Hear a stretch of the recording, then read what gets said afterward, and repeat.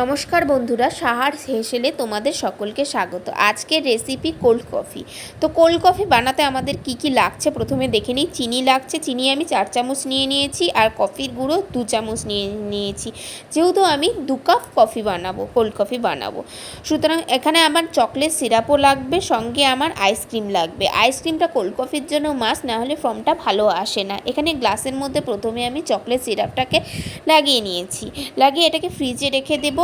আর এই ফ্রিজে রেখে এসে আমি চিনিটাকে একটি পাত্রের মধ্যে নিয়ে নেব এবং সমপরিমাণে কফিটাকেও আমি যে পরিমাপ করে রেখেছিলাম সেটাকে আমি সেই পাত্রের মধ্যে ঢেলে নেব। এরপর আমি একটু গরম জল বসাবো, গরম জল বসিয়ে তারপর কফি আর চিনিটাকে ভালো করে মিশিয়ে নেব। মিশিয়ে নিয়ে ওর মধ্যে আমি গরম জলটাকে দেব, উষ্ণ গরম জল দেব, একদম টকবকে ফুটন্ত জল আমি দেব না। হ্যাঁ, জাস্ট উষ্ণ গরম জলটা দিয়ে চামচ দিয়ে নাড়িয়ে মিশিয়ে এবার আমি মোটকাটা আটকে নেব। আটকে এটা ভালো করে ঝাঁকাতে হবে। এখানে এইভাবে ঝাঁকালে ফর্মটা খুব সুন্দর আসে এবং টেস্টটাও খুব সুন্দর হয় কফির। এই দেখো, একদম পুরো সাদা হয়ে গেছে বোতলটা।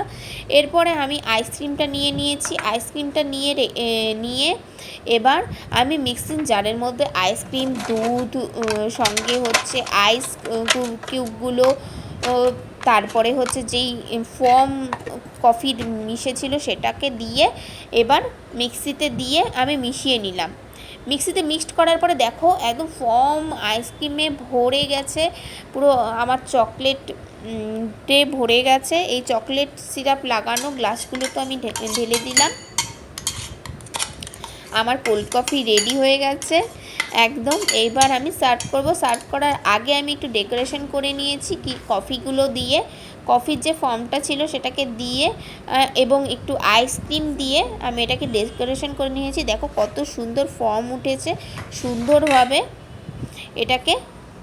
এরপর আমি পরিবেশন করব। তোমরাও খেয়ে বলো কেমন।